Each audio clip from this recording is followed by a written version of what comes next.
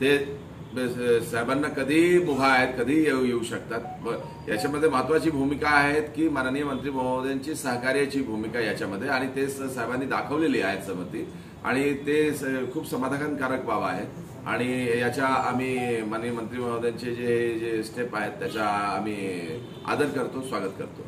CR number 30/2021 cyber police station Nashik शहर येथे गुन्हा नोंदवण्यात आलेला आहे। त्याच्या तपास कामी CRPC 160 खाली जे कोणी त्या गुन्ह्याशी संबंधित व्यक्ती आहेत त्यांचे जबाब नोंदविला जातो आणि त्यांच्याकडून जे काही त्यांना पुरावे सादर करायचे आहेत त्याची मुभा दिली जाते।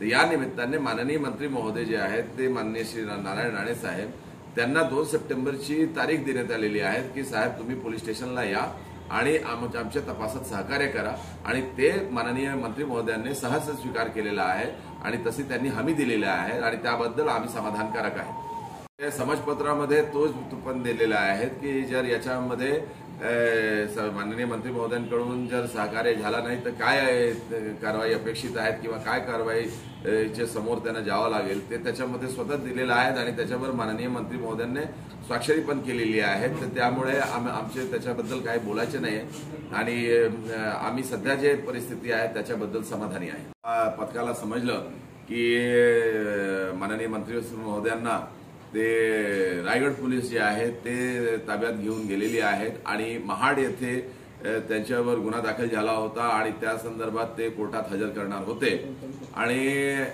हे जी याची सुनवाई आहे ते काल रात्री उशिरापर्यंत चालली।